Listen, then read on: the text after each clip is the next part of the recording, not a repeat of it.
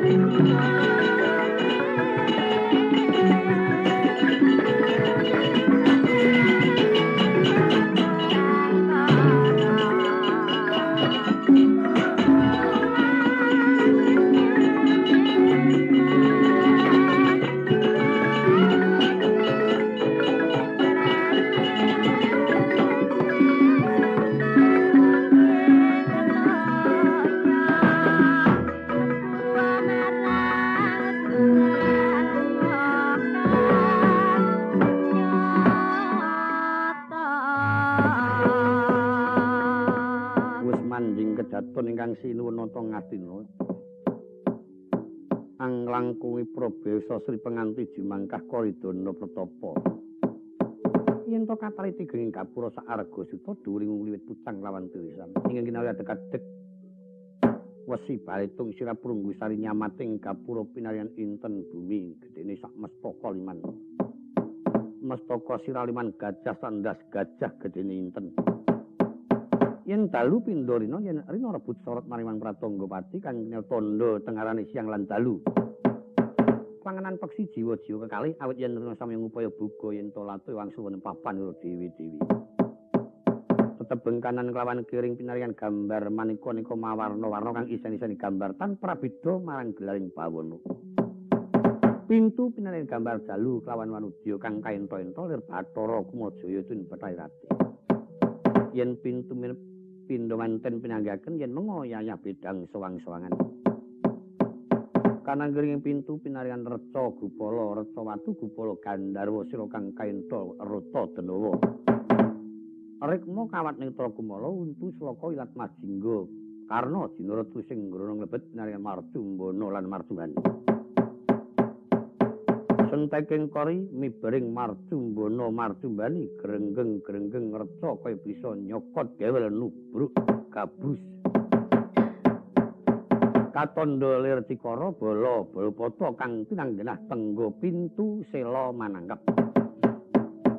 Undang-undang jrambah akik bang jejubinan mergitu sing aton sinebaran Lepokaja nila cendani sinawuran wedi malela sinampar bedhaya pating gelep yar pating celorot. Mulat umbul saking pucang arga kang tinalang tirta anjogedaton iline pinara-para gandane ngambarum katihna kelunturan kanya ing bedhaya layoning puspita. Kundur dami kang sinun kapapak ing resang patmiwara ginanding astra samitata lenggawani panti bujana. Sinasan bujana ingkang manika-nika mawarna-warna malatak Prabu Duryudana ngagungaken wewenange. Daran ingkang datanipun mundhut ingkang eta ingkang kirang prayogi mundhut ingkang prayogi. Yana ingipun paringaken wonten ing piring kencana wonten ingkang paringaken wonten ing baskom kencana. Ing uga ana sing digelarke plastik. Nganti trep ngebaki meja wis semono telas. Nggenya kembul daer sinambi midhangetaken gongsa menyemangrangen keplok pepinjalan swara kang anganyut-anyut angalam-laming rasa. Apa dene para abdi langen bedhaya kang samyang mung beksa kang anut marang iringaning gongsa yen to sinawang saking katebian kaya widodari mabur wonten ngakasa. Bubaring pepanggihan para abdi keparewangsa wonten papan widagdo pangandikan nata saknalika minggah selanggar planggatan kacen wis ngagem busana pandhita. Jumawis dupana ratus dupa kang tumpang hakni makantar-kantar kukusih sondul Antawarcana. Dewa semono wonten pamujan sepen tan wenten dawuh. Kedaira saking pamujan wis ratut agemaning pandhita enggal ngagem busana prajurit. Pamit marang Sang Patmiwara, suka sasmita marang Kang Rayi Prabu Dewa Kumara. Sanalika midhil saking sajroning Datulaya miyos pungkuran kaget lating wiwana ana punang teja Darmasula.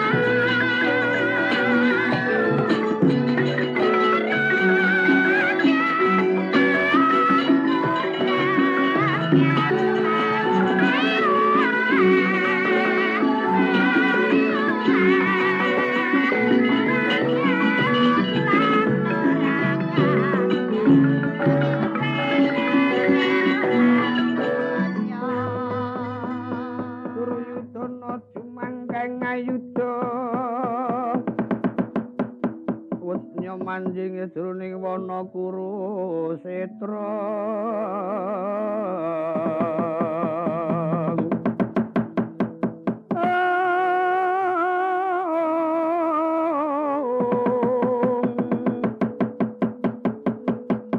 Mulat risang sena kang gumulung mangamuk punggung. Ya jumangka ingkang lumaris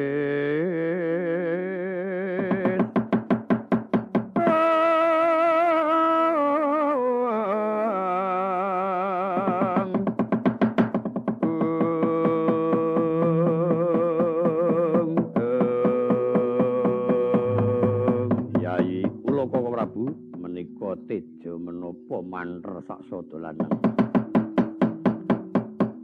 Yen miturut saking pangertos kula menika teja Darpasura. Pasemonipun pujangganing Jawata teja Darpasura menika tejanipun titah Ngabathara ing sami Pancakara. Mangke gek Sujiya menika sasmitaning Ngastina badhe bedah kula kinten sanes. Yen awung sasmitanipun para kawula-kawula ngamarta ing wedal sak mangke sampun kecalan pangayoman. Pandhawa sampun kula betaken wonten ing pakunjaran Sela Gajah. Temtu kemawon nimbulaken keribetan sawetawis wonten ngriku tuwing teja Darpasura. Ewa semanten yen Koko Prabu kuwatos mbok bilih wonten kraman saking pakartipun para putra-putra ngamarta cekap ingkang rai piyambak. Sauger kula tasih wonten ngersanipun Koko Prabu sagah mandhegani payudan jepani paprangan. Wah, mantep manah. Ampun ngantos kadaluwarsa swawiyayi kula kepengin badhe mangertos kados menapa sambating para Pandhawa kula dherekaken Koko Prabu.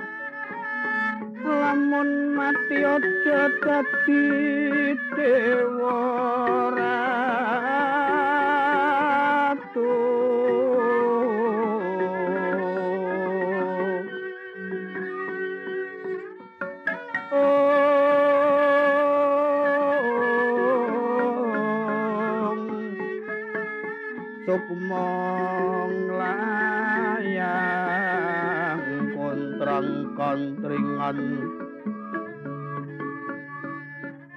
untating sukma dedincing anglir ganggeng kulawan lumut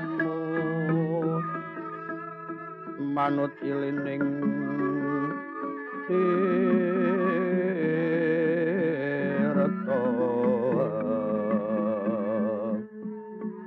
lambak tumekeng samudra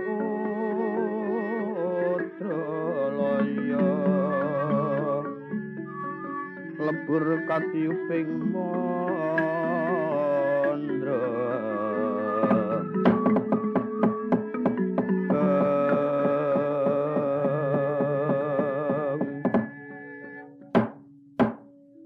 salebeting wana ketingal kekes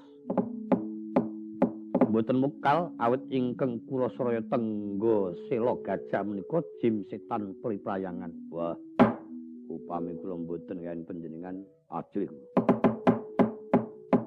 Ampun malih kalian jim setan kula mboten gila. Kalian bonekah kemen ajrih. Lah menika ya ingin dados kersanipun Koko Prabu para Pandhawa ing sampun wonten salebetipun reca ingkang wujud Sela Gajah. Kantun nenggo dawuh dalem Koko Prabu bab anggenipun badhe nyirnaken. Kocapa rikala semana ingkang Sinuwerta Ngastina ingkang wis ambektaken manjing wonten Wara Kasitra. Wana Kasitra kang ketingal kekes kawontenanipun amargi ingkang pancen papan kang gawat. Akeh jimsitan pripangan ndak-ndak balung acandak ilu-ilu Banaspati Jarangkong Warudaya. Ingkang pinarcaya anjagi pakunjaran sela gajah kang tinel nyiksa para Pandhawa. Sesambating para Pandhawa kang kapiyarsa anggrantes pindha sendaren kadipingani. Dimas Werkudara ora ngira yen to pun Kakang lan Dimas nampa siksaning Bathara iki ana ngendi pun Kakang Yayi. Koko Prabu kados pundi Koko Prabu? Anggenipun badhe medal kados pundi Koko Prabu? Kowe ora usah padha nangis. Dudu putrane Pandhu bapakku yen to Darbira pamikir sing kaya mengkono sing gedhe atine. Tekate banjur diantepi mati ya wong lima, urip ya wong lima.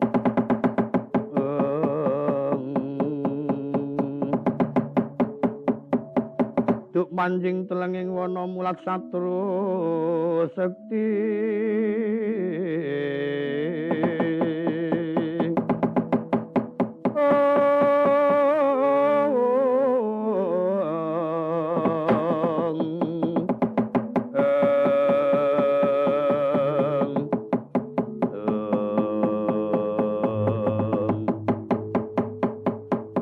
Rumaos bombong manah kula Yayi.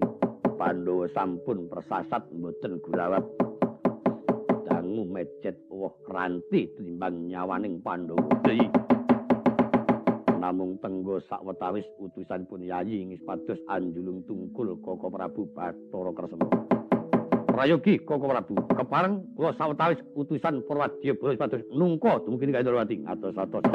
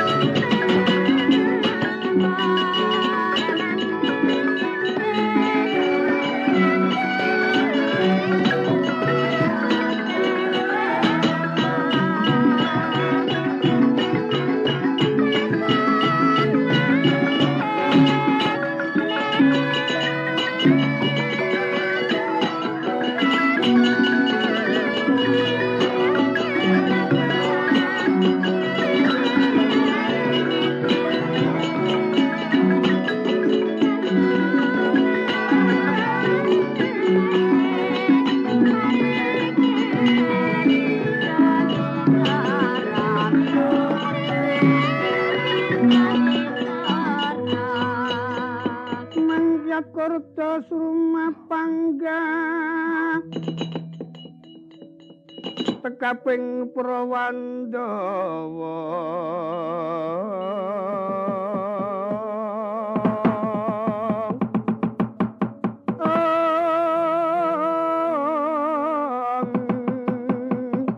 sumaping pabarisan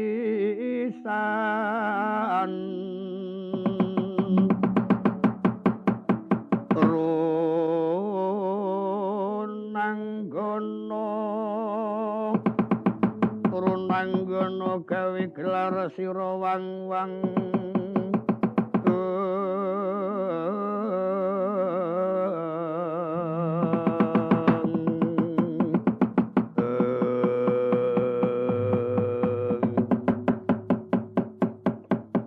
Patih Mandana Pati nuwun wonten paring adhawuh sinuwun ngawit dhateng abdi. Wadya bala wis padha ngabyantara kados mboten badhe nguciwani sampun siyaga sikep damel. Rikala semana aku utusan nglembut Nata Ndrawati. Ora perlu kowe ngerti sapa sing tak kongkon. Nanging wektu iki rada karo nden laku. Aja nganti kadaluwarsa becik tututana kraton Ndrawati dikepung wakul memang aku. Yen nganti tabar lakune ora bisa nyekel Bathara Kresna. Kowe sak kancamu wae supaya sing ati-ati. Sapa sing bisa ngaturake bandane Kresna nang ngarepan aku bakal tak paring ganjaran kang gedhe. Wah, dalah. Nyuwun pamit kula mbitaken para wadya bala sing ati-ati ya.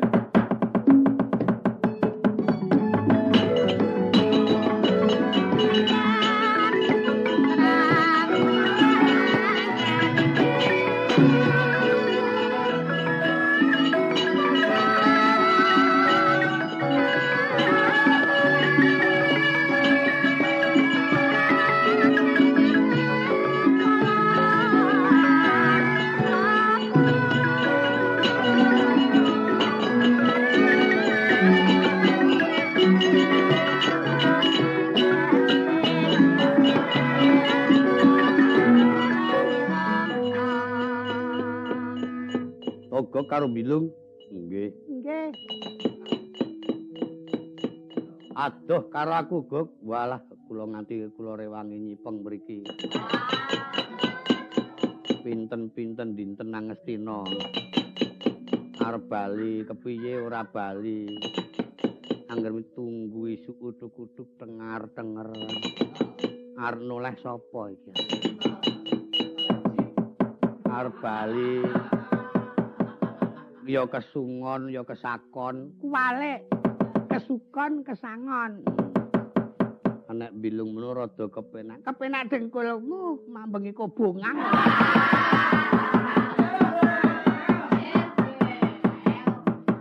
kok iso serku ki wong golek penginipan aku ora nggawa KTP ana omah cilik turu kene engko nek udan dadi ora krasa kodanan aku dibatre karo Andra.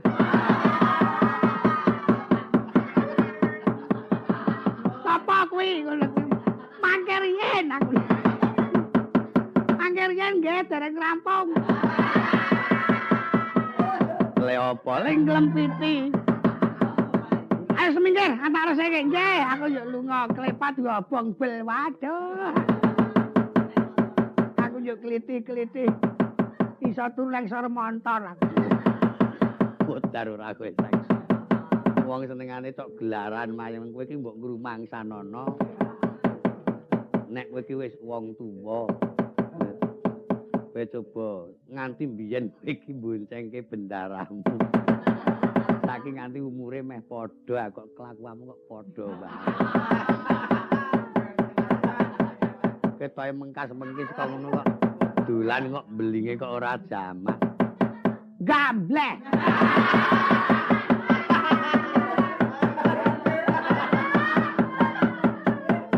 Ya malah nguneke wong gambleh.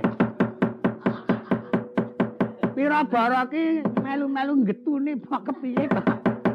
Malah nyucuh kowe iki Kang ora. Domong yo ngeyel pengen lunga-lunga kon ambok nek duwe hasil titik rong titik iki dikumpulake wong iki anak-anak. Aku ki pisah karo wong wedok wis suwe. Nek do ngangge tak kumpulke nek do ya tak kirimi. Oh, karang bojoku ning luar Jawa. Oh.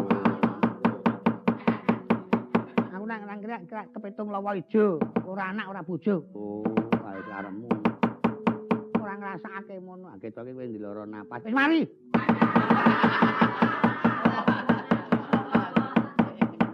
Nesu malah dileke apik-apik malah nesu nek muni omong buantre ora jamak ning nek dong nyambut gawe kok nyetetek meneng wae asing kon ra eling-eling sapa nek eling-eling ya melu nembang aku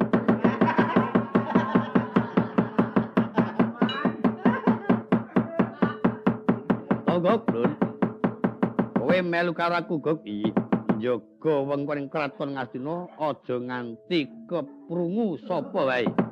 Anggonku bisa ngunjara wong Amarta. Tiyang Amarta sampun dipun kunjara. Wis, Gok. Yung. Lah sampean niku ajeng golek napa? Kraton pun jembar, jajane pun nombo. Saora-orane diajeni karo para ratu mancanegara kok ya gelem-geleme temen dadi kongkonane Jaka Pitana. Bakal nampa negara ngestina sigar semangka. Niku sampean ku wong ora dunung sampean.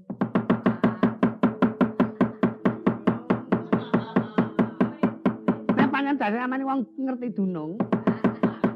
Kudune niku nggih ora ana paedahe aku ngewangi karo wong sing ora bener ngaten. Wong teke dhewe ya jembar. Saora-orane jembar jajane akeh sedulure. Ha kok milani Suyudana mongko niku wong ora bener. Ming melek kemukten negara sigar semangka. Ajeng sampeyan nampa kemukten bisa numpuk bondo pancen dasar tidak tindak sing serakah ngangah-angah. Cilaka sampeyan. Yakin. Nuturi. Ndeke hubungan kok nuturi. Apa nek tindakmu ki bener? Oh iya ya. Mulang karo sing diloni barengan awake dhewe. Alah, mangsa bodoh lah. Bodoh amat. Ngerti tembung bodoh amat barang. Ana apa-apa rasah melu-melu senajan to warawira rantas malang-malang tak butuh monggo mawon.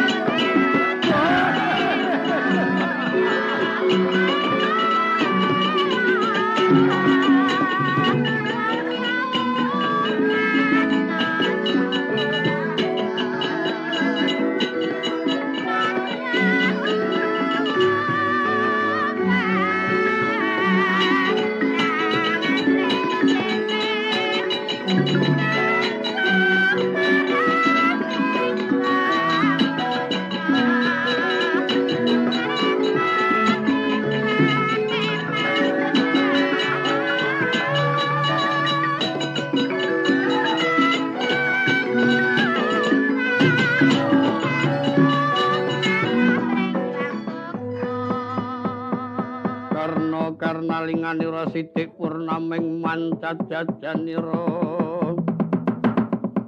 mulat repasing pusaka dewa danu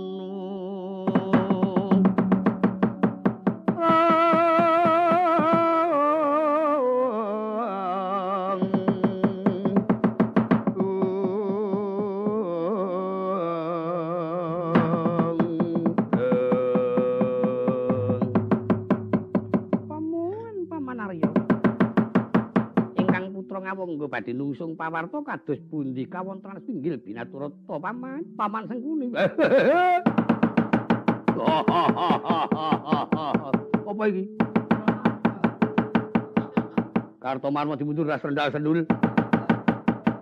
Nungsung pawartawan ingkang putra tindhe kembang paman nungsung werta paman Sengkuni nungsung werti. Nungsung werta. Aku angger nyawang anak-anakku Kurawa ki rumangsa marem. Ning kuciwane le ora padha duwe sopan karo wong tuwa. Lah yen cara bocah-bocah ngamarta ngadep wong tuwa ki sak ora ya ndeku mari kelu. Muka nganti kaya konjem-konjem bumi. Nek anakku Kurawa ora ting petenteng. Ting dlajik. Rono rene, rono rene, rono rene. Angger metu brudus. Mlebu nggo wungkusan.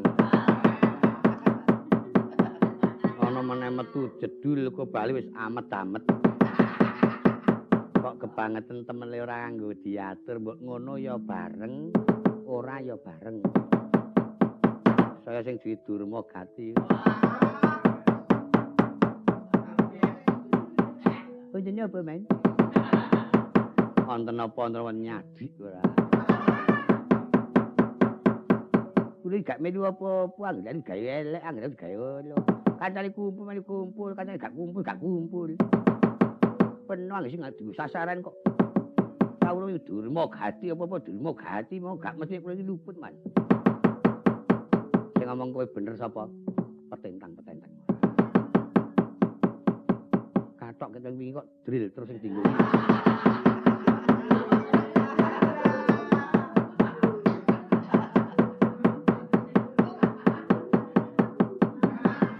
Kaya ganti sing lepis ora.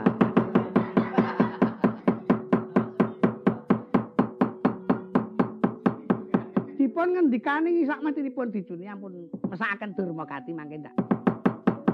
Bocah lula meram-merem.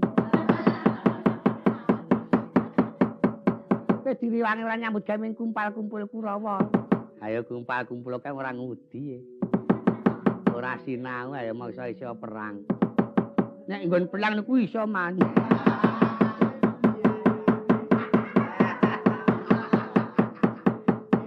Tegese iki ngudi kepinteran sumrambah kaya dene para Kurawa. Kepiye carane bisa pinter ngematake kepiye pakartine para kadang-kadangmu.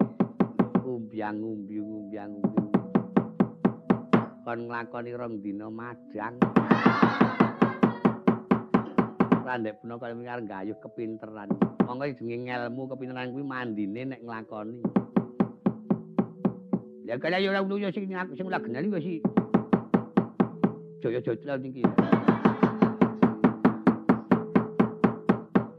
Menika mangke yen paman sing gegujengan kan Durma Gati mboten kendel-kendel lajeng kula anggenipun midhangetaken mboten tumuli saged enggal padang manah kula. Ngaten nggih. Ingkang dipun rembat rikala wonten Stinggil Binaturata anggenipun sampun saged nyepeng para Pandhawa wedal menika sampun wonten salebetipun pakunjaran Sela Gajah. Alah, ya. Guyu silone gak ilok-ilok. Nganti tlatabang mbok ya ngono sampe-ape guyu kok. Wah. Guyu niku sing singkatan sing manis mes-mes.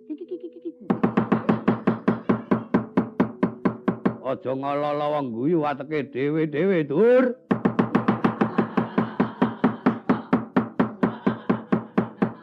Lah, sak sampunipun angger Jaka Pitaloka semongkok manahipun awit klilip sampun saged katingkes.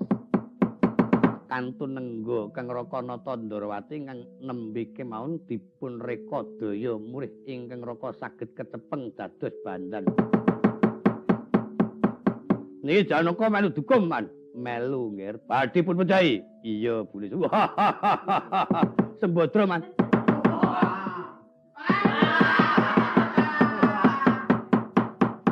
Dan sing diinceng nek niki Sembadra wae.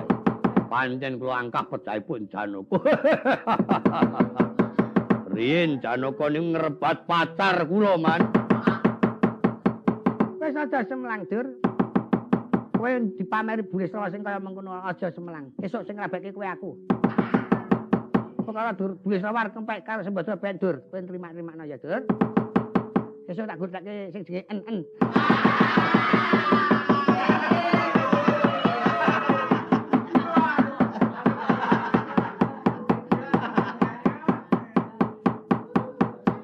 Lho ati goleke en-en iki ngerti apa ora? T-en-en kuwi cicit nonong. Alah, kula niki pun kapok diajar kalih wanita niku man. Kula niki mlalat nih mergo saka niku. Anggem ini digodhong ngoten niku ilang kabeh pendulu kula. Nek liyan niku kok niku gagah temenan man. Ngalor ngidul ngetan pit kula niku wanyil nika. Nggih niku entek-entekane niku angel teko ditangisi kalung Mas. Tukoke. Pakaian Mas tukoke ambal kula pun mboten dadi mandul tebu.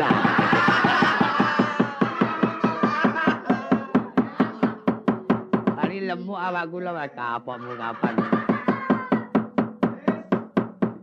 Lah anggenipun badhe merjaya para kadang kula Pandhawa tenggo sak sampunipun Koko Prabu Kresna kecepeng mekaten. Namung kemawon menika wonten dadakan nglayoni dadakan nusuli Petruk sowan wonten Ngastina.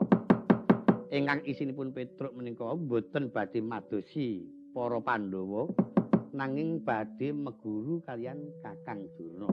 Nah, bab aturipun Petruk dumateng Kakang Durna langkung wijang kula sumanggaken dipun Kakang Kumbayana ingkang paring keterangan pedal lan panggenan kula sumanggaken. Matur nuwun pun paring medal. Saudara-saudara. Ayo bahasa Indonesia. Kalebet piyambun Angger Adipati Karna kula tasi keterangan kanggo cetha. Petruk menika pamonging Pandhawa, ya teges pemomonging para Sadha Ngamarta iki. Tata gelaripun Petruk menika ajeng beguru kali kula nyuwun prisa bapakne Petruk. Lah ingkang mangka sinten sing boten denger nek bapake Petruk niku Semar. Kula gadah pemanggih panuwun kados mekaten menika wau pun pinangka dados telik sandipaya. Yen nganti Petruk niki mangke boten pun pejahi tundhanipun bisa ngungkap wewadi Ngastina. Isa ngerteni wewadine anak Prabu Jaka Pitana.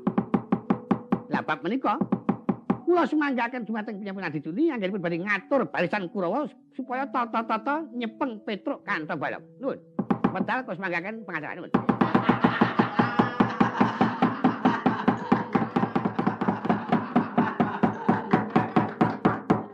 Lah ingkang mekaten menika sumanggaken Angger Adipati Karna anggenipun badhe nglembat Petruk sageta kacepeng alipun siksa ageng dipun pejahi. Karna lingan nira sithik purnaming mancat jajanira.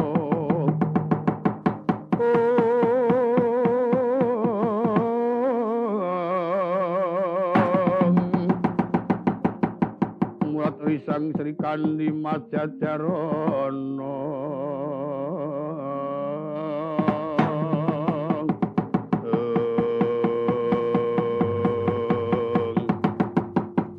Dimas Bulisrawa kula kabeh para kadang kula. Siyaga tata-tata tali duk tali goditut narada sawetara adoh anggon utut urimanipun Kakang jajal mengko tak reka dayane. Yen bisa Petruk tak lembuti mrih gelem manut miturut karang kowe wis semono ora kena tak prenggake becik budi sembadani bangga tangani tangane jendika.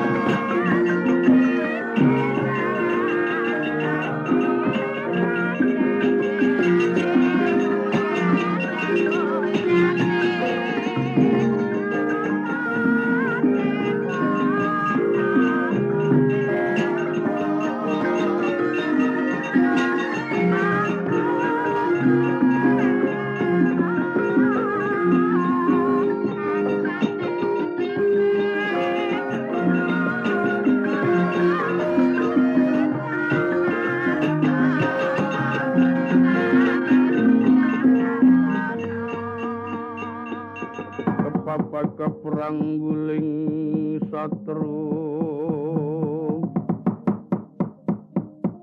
bawatnya pintar mlatri sang suranggong karo mangsa nyerona nggono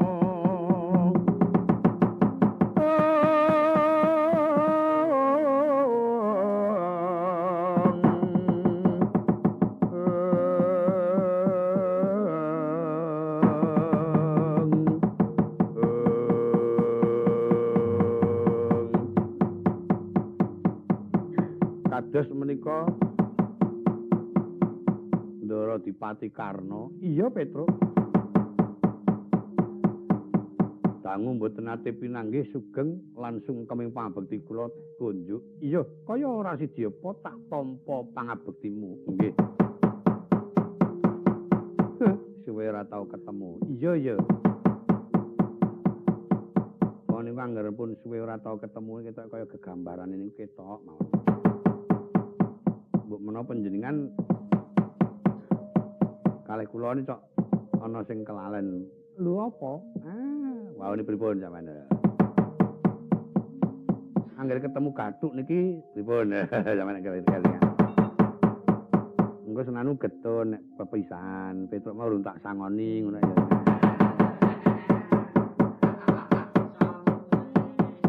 Arep ngedunake anak. Mboten ngoten niku Rakenapati, soalipun nek ya tandha bukti yen pancen kula niki mpun tau momong Ndara Dipati Karna. Kowe kok ora ndherekake Dimas Janaka. Kula niki mboten nate sowan teng Ngamarta mpun wonten sakjroning catur candra mlampah. Dadi swasana Ngamarta niku babar pisan mboten ngerti upami wonten ing dangu panen apa Petruk Ngamarta mboten saged matur. Etok-etok terang mengetok-etok. Lah munggo karepmu nenggo Penemban Durna, kula niki kepengin ajeng ngerti bapak kula niku sinten.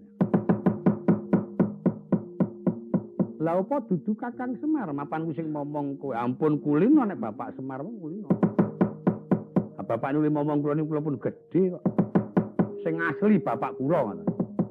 Pun yen wonten sing saged paring dawuh mari keterangan mboten ketemu Durna pun lega ati kula tandha nek ketrima panuwun kula. Panjenengan prisa no? Lah ora ngerti. Nah, ora tenan. Pate sing ngene meneh ngerti ya. Yen ora ngerti kok. Aja meneh aku anggoe sing di bapak ora ngerti ngono. Dina iki Paman Durna ora bisa nemoni karo Petruk amarga kahanan negara Ngastina pinuju ana pepeteng. Nek peteng man mbok wau ngendika kula nggawa rek. Ora peteng kanane nang peteng swasana. Ora kok mergo kanan negara itu njur pepeteng kesaputing pedhut sak pinunggalane ora. Lah yen pancen Petruk adeng kepengin bakal nampa ngendhare Paman Durna, ayo saiki bali ana Ngawangga. Ganti dina bakal nampa keterangan. Ah, mboten. Kepeksa kula tenggo. Kesaganipun Pendhita Durna rikala wonten tinggil Binaturata wau. Sagu-sagu dhewe nek ora ana tesi mangke ndak dudu pendhita. Wis ora mangkara aku apa kelakon tak rada palpeksa tak anggap yen Petruk bakal nimbulake dadi pepeteng negara Ngastina. Monggo mawon anggere ora ngrumangsani. Kabeh niku anggere ngrumangsani niku tok bisa ditekel, dipidana nek ora ngrumangsani didakwa bisa kelakon mambebayani. Kok kan rasa mikir kan pecah mustakamu.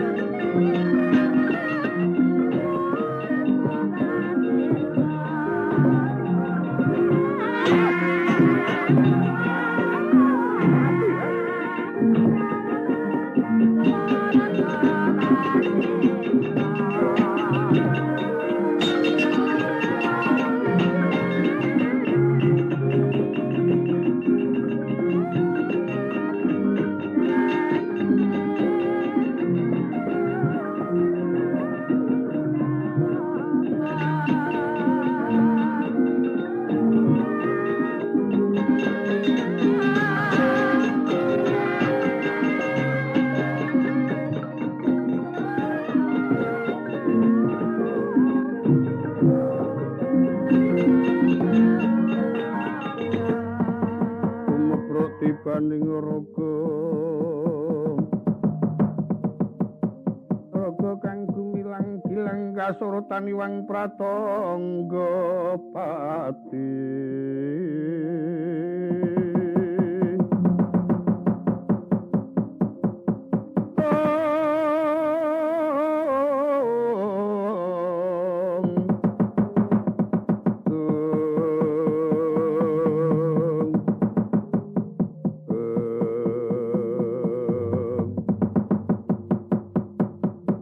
arpa kowe ngaku pinter arpa ngaku digdaya lah wong anake Semar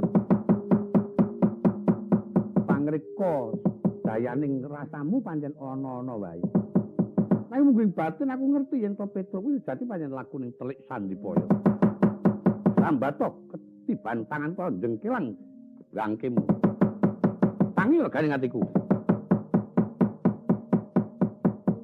sambato kowe Petro angger dipati kok disepelekake jotos ping pindhoe limpang wonge mati kok udele sentik-sentik wah pancen Ndara Dipati Karna ki pancen ampuh tenan antep tangane janjan nek liyane aku mbumbuang ning bareng aku ya ming mumet nih templek pancen kiling wis jaman nom-nomane pancen rada kotok kan. Ketoke njerkengkeng ngono mah kotoke ora jaman.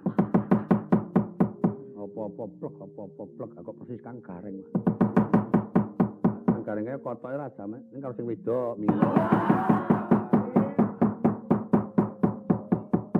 Lho Petro bisa tangi? Nggih, wonten dewa sing welas nguripi kali kula. Sing tak onekke njerkengkeng sapa? Krungu. Sampeyan niku tak slirane ketoke njerkengkeng cilik ngoten lho. Ora ndek puno kok tangane cengkiling. Iki durung yang aku nesu tegel karo taman pusaka bablas nyawamu. Kula teng mriki dituduh bocah cilik empun mantep, madhep, marep, empun penemu tuwa. Antas kula niat kula ora bisa kelesaan trima mati tak rampung nyawamu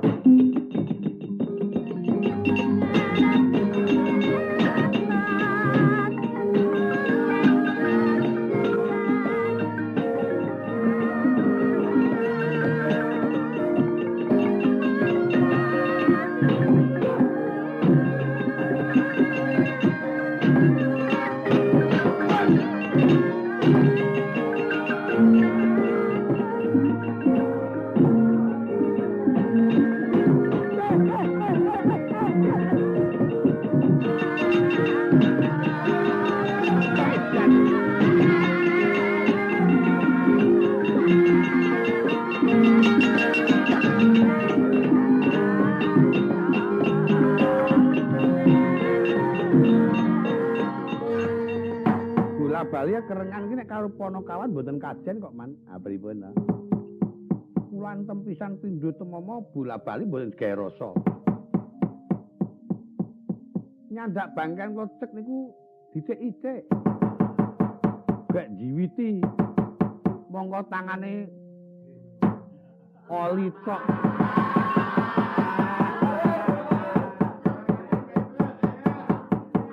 Randene kaya wong tangane gupak oli kaya gelayan.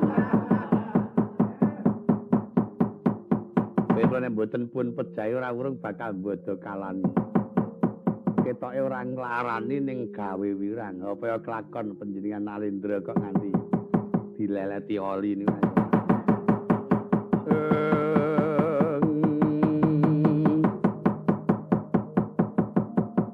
Coba ngawing-ngawing aku medhut padoning lati.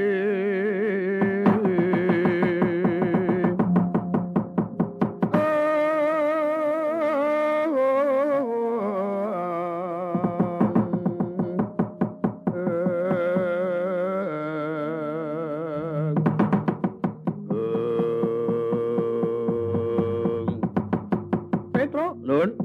Aja sembrono karo aku. Alah mung duduk-duduk lho. Nganu kaya ora tau tepung.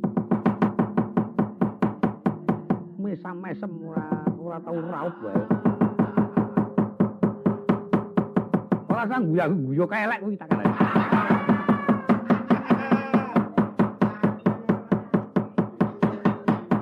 Mangonak-onake Petruk guyu elek. Ora semikir senjata konto mati wae.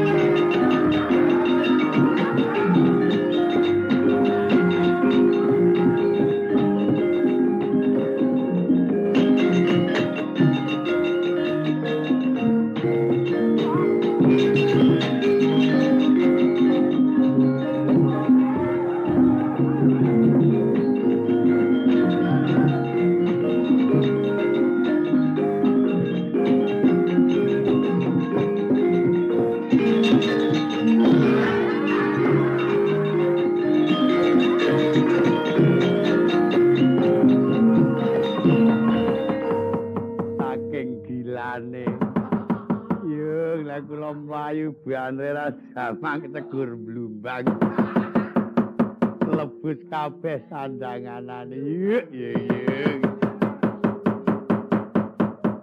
ki menapa paman doyak Petruk pusaka senjata konta dipun rebat Petruk kula lepasaken diendani tiba terus dijukuk gawa mlayu ngoyak kula anggo sampean kok mlayu kok ngemplok-ngemplok yen ngapa-ngapunten nggih mboten ngerti ya Petruk wae kula kemplok iki.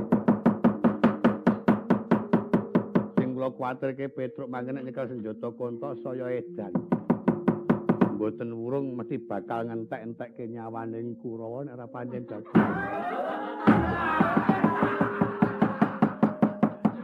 Aduh mati aku. Aku tobat Petruk. Aku tobat mati aku. Aja Petruk aja.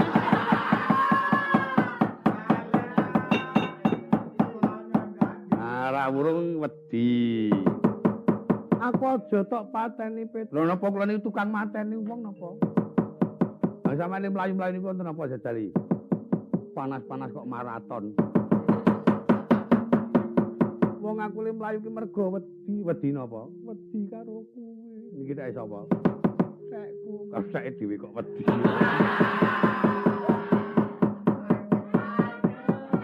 Ambeng dinane ketoke bendane dicekel kok wedi. Ora mergo wedi karo pusakane wedi yen tok tamakake, ditamake. Kula niki le mlayu-mlayu nututi sampean niku nggih. Namung badhe nyuwun prisa menika tesih kangge napa mboten. Ya isih Petruk. Nek panjenengan diagem, dimimi. Dirumat. Menawet aja waton ditamake mungsuh sing ampuh ya tamani sing elek ya tamani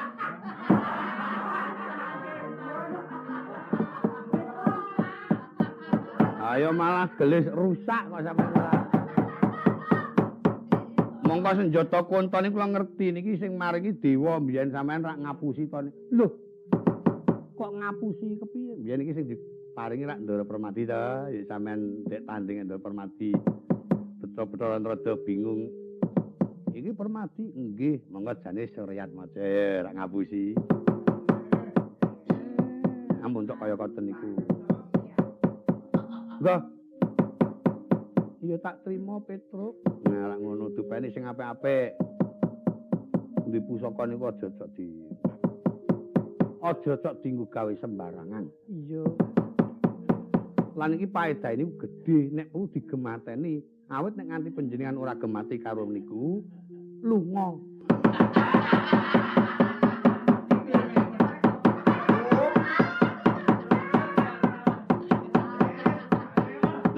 Kados panjenengan menika mung karek sak derma nemu memetri marang sing kagungan. Mongko niki rumiyin rak tilaran saking nenek moyang. Lha, sampeyan iso gawe napa niki? Ora iso. Pusaka Wesi Aji niku ora mung dienggo gawe sembarangan. Di rumah sing becik-becik amarga sawape pancen gedhe sak ora-ora pancen bisa ling ngrumat ngewang-ewangi golek sandang pangan. Beningke pikiran sing agek bunek. Nanging nek panjenengan ora ngrumat karo Wesi Aji niku mangke tundhone ana pengaribawaning Wesi Aji tumama teng sampeyan golek sandang pangan angel. Ning karek do ngrumat kok rumangsa kok.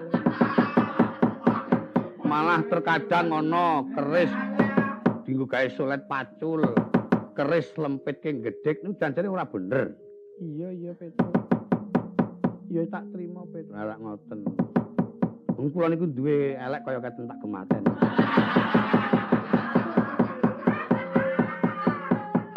Angger dina apik tak warangi.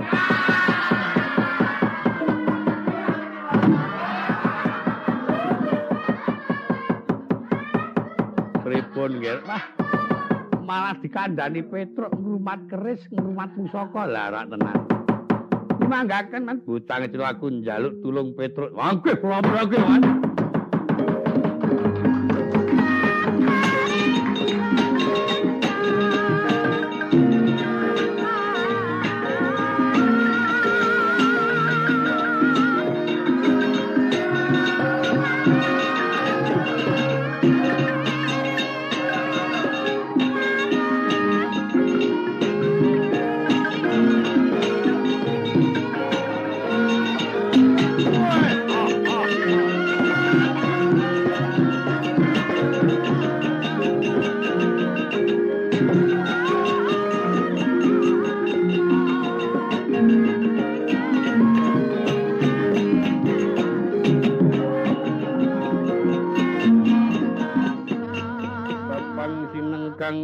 Sandang walikat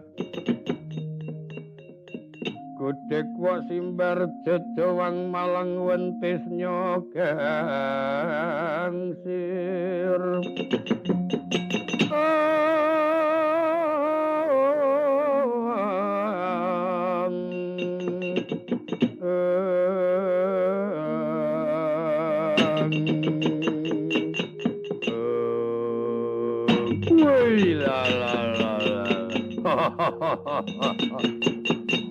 Petruk edan-edanan bubarke Kurawa nggih. Wah.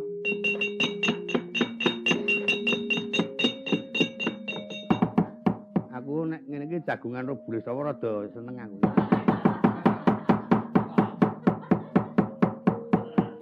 Awake kok lemu saiki. Heeh.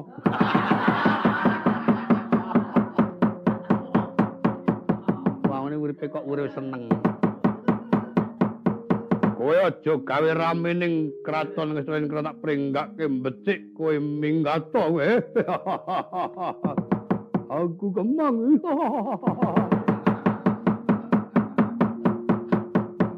Ora nak prenggake becik wani karo Pulis Rawa. Ditantang aku. Kira-kira kerengan kali sampean niku mangke nek ana apa-apa sampean tanggung jawab piye? Ana apa-apa ku nggon apa? Upama sampean mati. Watak prajurit tak ikhlaske patiku. Nah nek kula mati ngoten dasare kula ming wong cilik to mati kodhok. Kula ora di derajat, ora di kelenggahan. Lan kula ing ngriki niki mboten niat ajeng guru perang, niat kula ajeng golek bapak. Dewa sepuluh kruyuk-kruyuk karo wisnane mangke wonten Rajapati sampeyan tanggung jawab. Sampeyan monggo sing anu nek nganti ana apa-apa sing biayani aku. Ora cukup aku ana apa-apa ora melu-melu kowe. Mati tak ikhlake ganti milang tatuh karo aku. Yo.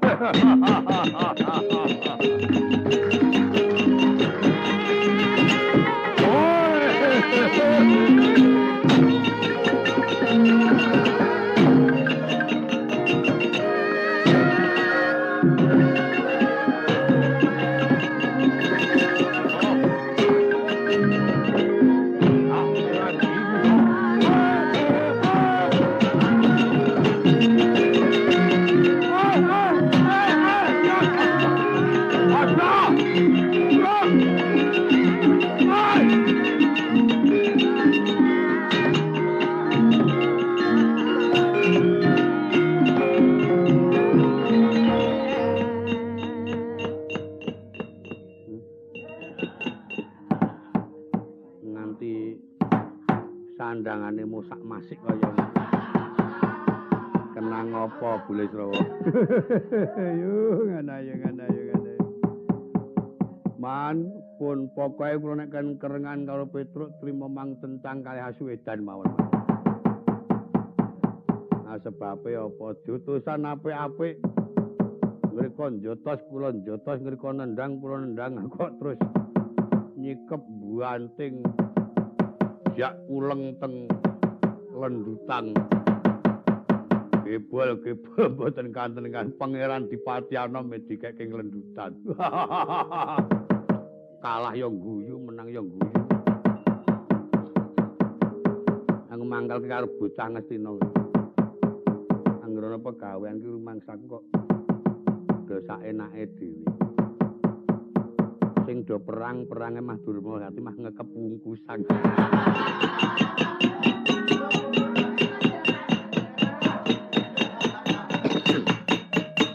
Kok kancane do perang saenake dhewe. Petruk kantong bro dikepung wakul, boyo mangap kruyuke kanca Madya. Ayo.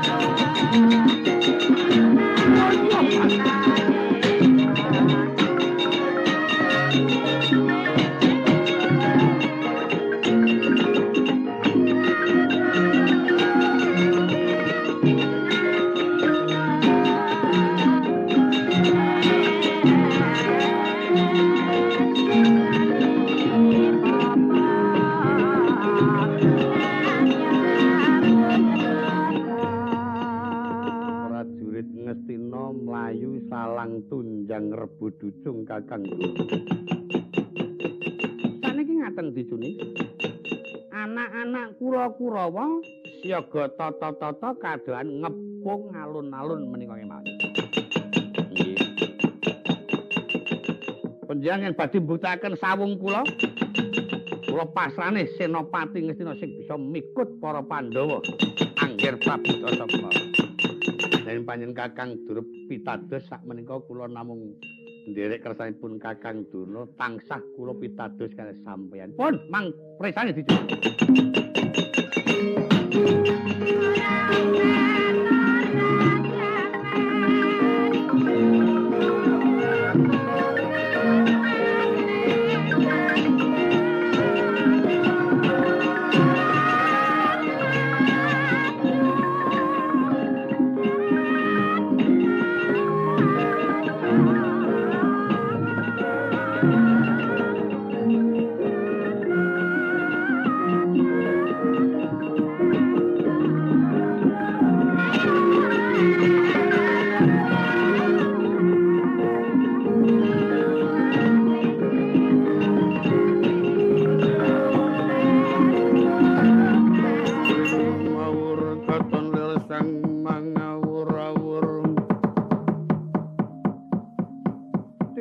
ngaraning prajurit kang maguru gangsa